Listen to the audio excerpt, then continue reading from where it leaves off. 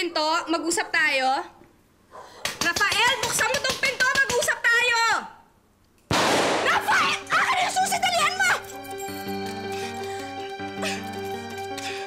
Manu, ikaw nga, bilisan mo, buksan mo, dali! Rafael! Rafael, bakit ka may baril? Bakit ka nagbabutok? Pasami, nililinisan ko lang itong baril ng security. Biglang pumutok eh.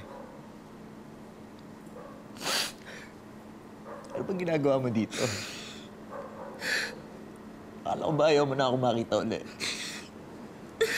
Nagkamali ako, Rafael. Dapat nirespeto ko yung desisyon mo. Huwag ituloy yung kasal natin. Dahil naawa ka sa akin. Yun ang ayoko na sa Camila. Ayoko kaawaan mo ko. Mabuti ba siguro magalit ka na sa akin ngayon? Magalit ka. Di tulad na lahat ng tao na naaawa sa akin. Hindi ko kailangan na awa niyo. Pwede ba umalis ka na? Rafael, please, huwag mo itong gawin sa sarili mo. Huwag mo itong gawin sa atin.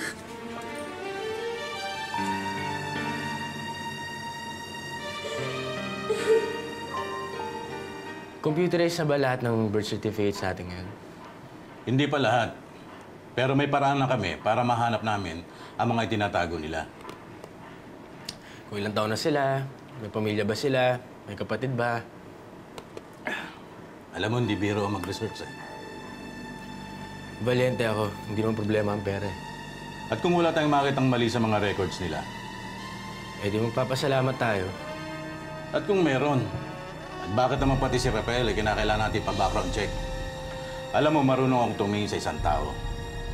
Hindi sa itsura ni Rafael ang masamang tao at may tinatagong sikreto.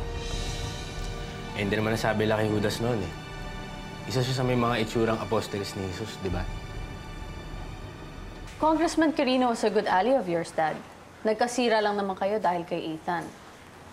Ngayong nasa isang partido kayo, what better way to show reconciliation but to consider him for the position of the Department of Trade? But Dad, si Governor Miguel naman, eh, isang malaking businessman sa Cavite, kaya he has the experience. At huwag mo kalilimutan na siya ang connection natin kay Alberto. Well, again, I'd like to play the devil's advocate. I'd really root for Mr. Tomas Locsin. Malaki ang karanasan niya sa business, and he's a good reconciliation factor. And to top it all, that's one less enemy for us. Kahit kanino kina Congressman Quirino o Governor Miguel, pareho lang sa akin. But definitely not Tomas Locsin. Para sa akin, espiya pa rin siya ni Crisanta. At may kaso tayo laban sa mga kumpanya niya. If we pick Locsin, sasabihin ng mga tao na nagkaroon ng sweetheart deal ang Department of Trade. At nagkaroon tayo ng something for the family. So, Dad, why don't you just choose Congressman Quirino? Wala pa siyang mga iskandalong nakadikit sa kanya. Excuse me? His son was a kidnapper and killer? But so is... Amanda, magkakampi na tayo ngayon. What I was going to say was, si Governor Miguel, may mga iskandalo din nakadikit sa kanya involving him with money. So, anong mapapala natin kung pipiliin natin si Congressman Quirino o si Governor Miguel? Aber, what? Sa Camila, nandidiri sila sa akin. Lahat ng tao nandidiri sa akin. Pati itong restaurant natin naapektuhan na eh. Rafael, hindi naman lahat eh. Ganito gagawin mo. Ikaw muna magtrabaho sa kitchen. Marami ka namang cook eh. Sa office ka na lang. Sabi ng doktor, sandali lang daw, gagaling na to. O sa Camila, mag-iisang linggo na akong ganito. Rafael, gagaling ka rin naman eh. Kaya ako nandito para tulungan ka. Pero sa Camila, hindi pa rin naman nagbabago ang isip ko eh. Ayoko pa rin magpakasal. Kaya ako nandito para magbago yung desisyon mo. Paano si Carlito? Isa ka sa mga ayaw magpalimot sa akin kay Carlito. tulungan mo akong kalimutan si Carlito. Tutulungan kitang kalimutan ang nangyari sa'yo.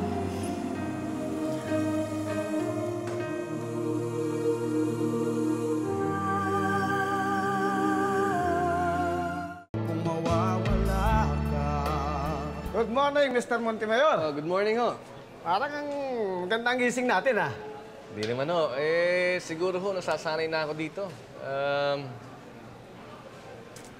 Kumain na ho ba kayo? Halika, samahan niyo ako. Naku, hindi pwede. Bawal kami pumasok dyan, lalo na pag walang order. Ganun ho ba?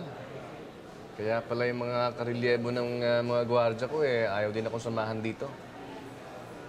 Ayaw naman magsalita. Puro takot sa akin. May camera naman dyan sa sala. Kalalagay lang yan bago ka dumating. Ganun ho ba? Bakit ho sa sala lang nilagay? Doon lang pwedeng lagyan, eh. May mapila ata, eh. Human Rights Group. Akala ko ho kasi meron din sa kwarto. Hindi lang nakikita. Hindi ko na naman hinahanap. Baka na mamaya isipin nila, tatakas pa ako rito. Salamat sa pag-volunteer niyo mag-research, Agent Yabes. Kompleto na ba lahat ng files na kailangan niyo? Nestor Adorable, Jose Andres Magalona, Rafael Palma Rodriguez. May preference ka ba kung sino ang gusto mong unahin ko? Si Andres muna, tsaka si Nestor, tapos si Rafael. Pero kung wala ka naman duda dito kay Andres, so buti siguro kung mawala yung pag-iisip ko sa kanya. Sige. Siya nga pala yung nurse ni Rafael. Baka pwedeng pabisitahin mo sa akin dito dahil may kutob lang ako eh. Okay. Sige, yun ang muna unahin ko. Tutuloy na ako. Humahanga ako sa iyo, Ernestina, sa napakalaking concern mo sa pag-aantabay ng resulta ng kaso ng mami mo. Mami ko po siya, kaya natural lamang na concerned ako, Madam Vice President. I'm sure ganito rin kayo nung may nabalitaan kayo may nangyari sa anak ninyo. Binibigyan ko ng 5 days ang NBI to conclude their findings. Masyado naman yata matagal. Nagtatanong ng publiko. Alam mo, Ernestina, ayoko namang ipahiya ang sarili ko sa pamamagitan ng pagharap sa kamera at pabubulain ko ang bibig ko ng puro pagbibintang sa iba. So what you're saying is may mga pangalan na kayo? Meron na? 5 days then, Madam Vice President. Huwag mo akong utusan, Ernestina. Hawak ko ang susi sa isang closet ng mga files tungkol sa pamilya nyo at isang baol ka doon, Ernestina. Baka katihin ng kamay ko, buksan ko na ito. Katabi ba yun ng closet ng pamilya ninyo? Saan ba may hawak ng susi niyo? Checkin nyo nga, baka nawawala yung susi. Rafael, lahat ng taong konektado kay President Montemayor kailangan bigyan ng security at kasama ka doon. Bakit naman ho si Mang Panfilo pa? Ayoko naman kasi nang walang ginagawa.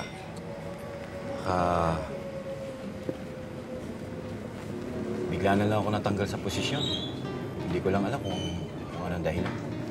Panfilo, kaya ka nga nilagay dyan ni Presidente kasi redundant na yung position mo dahil meron ng mga PSG. And besides, gusto ni President na iba ang pangangalagang ibigay sa pamilya ni Rosa Camila. Sa bagay, may mas tiwala po ako sa inyo, Mang Panfilo. Kamusta na nga po pala si Dina? Bihira na nga kami nagkikita ng anak ko. Ayun, busy siya sa pagiging aide-camp kay Presidente Montemayor. Bakit parang hindi ko kayo masaya sa nangyayari sa anak niyo? Masaya ako. Kaya lang nagbago na kasi siya. Katulad ko na rin siya.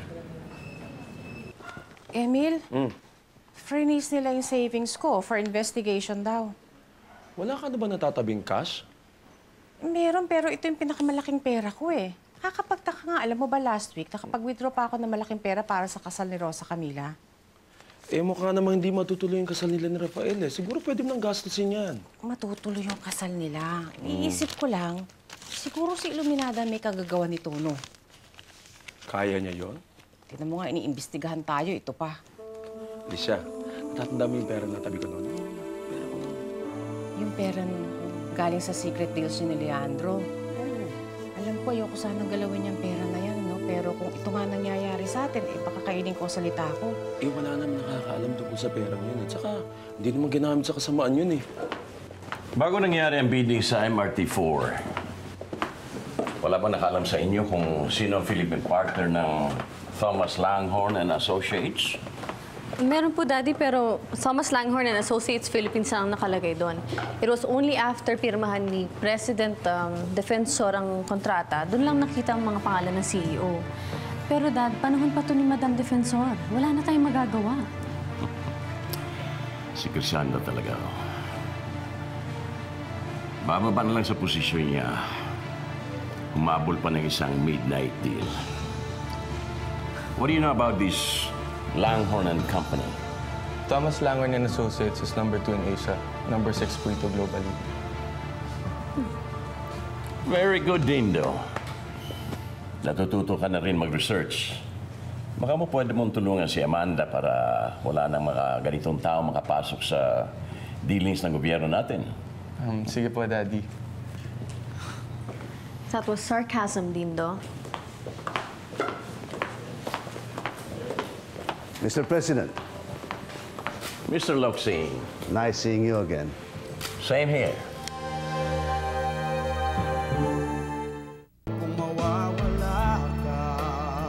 By the way, I'd like you to meet my partners, Thomas Langhorne. How you doing, Mr. President? Mr. Langhorne. And Mr. Peter Smith. Mr. Smith.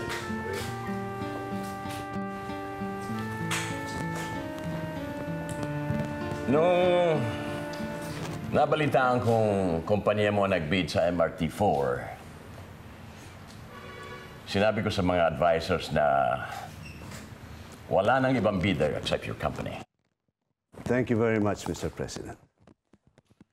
I advise Daddy on this, Tito Tomas. Well, after all, we're almost family, right? Yes, almost. Almost.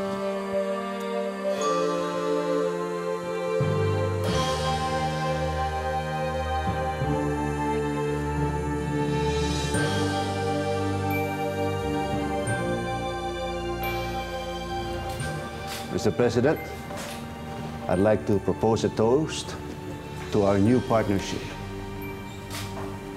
Cheers. Dad? Dad?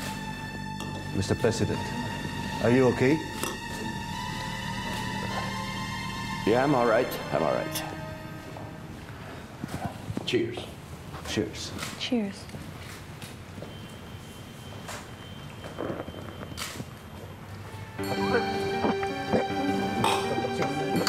Mr. Locsin. Mr. Locsin, are you okay? Yeah, I'm okay. Are you all right? I'm okay.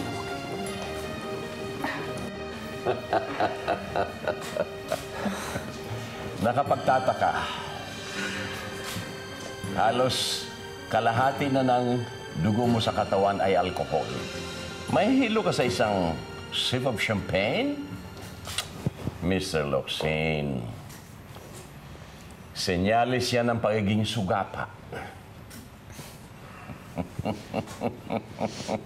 Sabi ng advisor at party mates ko, mas malaki ang pag-asa ko sa next election kung mananatili akong gobernador sa bayan ko. Kaysa naman tanggapin ko ang Secretary of Trade na posisyon. Independent candidate kayo nung huli kayong tumakbo. So, sino ngayon yung advisors at saka party mates na pinagsasabi nyo? Isa pa, hindi ba napaka-low profile ang posisyon na yan? Isang tanong, isang sagot.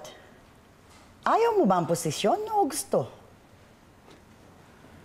Ma'am, anong makukuha ko kung sakaling tanggapin ko yan? Well, this meeting is finished. Ikaw ang tutulong sa amin at hindi ikaw ang bibigyan namin ng incentives. Mami, tawagan nyo na nga si Congressman Quirino. Sandali, sandali. Ang init naman ng ulo nyo mag-ina eh. Okay. Tatanggapin ko na. Pero anong kapalit?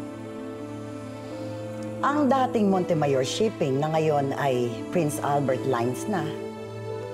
Eh, hindi ba partner ka rin doon? Right? Yes. Konsorsyum niya ng 5 kumpanya at 1/5 dyan ang share ko. Panahon na para mabuhay muli ang Montemayor Shipping Lines. Nakakasawa na kasi puro eroplano na lang eh. Tingnan mo nga naman, hinahanapan ni Tomas ng sakit si Leandro. Yung pala siya ang unang babagsak, nakakahiya. Oo nga, Lola. Na-postpone patuloy na isang oras ang meeting dahil kailangan pang dalhin si Tomas sa clinic ng Malacanang. Isa pa yan, si Crisanta. Magsama na sila ni Crisanta.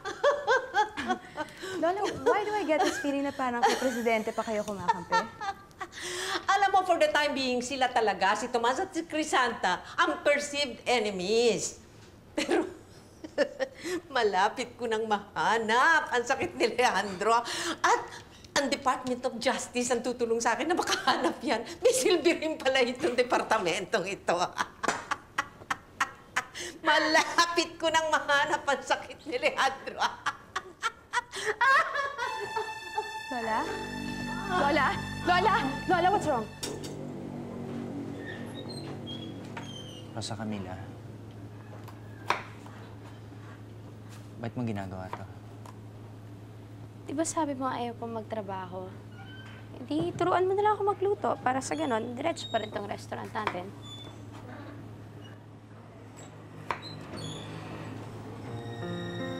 Anong lalagay kong broth? Ito na lang. Huwag. Beer. Para mas malasa. Okay. Hayaan mo ako na magre-ready ng plate.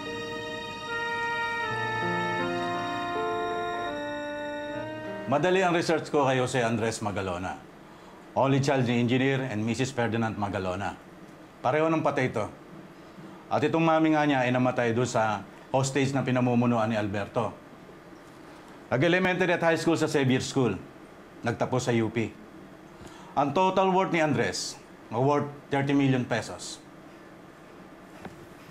Wala siyang pinaglabang ideology? Wala siyang inasangkutan na fraternity or causes? None. Wala siyang political inclination at all. Revenge lang talaga ang habol niya. Maagang namatay ang tatay nito, kaya medyo mama's boy. No record? Mas malinis sa iyo, Carlito. May kilala mo ba yung sinasabi mong Mr. Valiente na pinsan ko pagka pinakita kita ng mga litrato? Opo.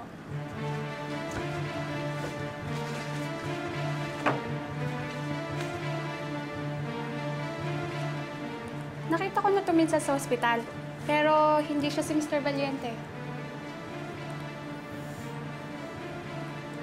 Hindi ko po siya kilala eh.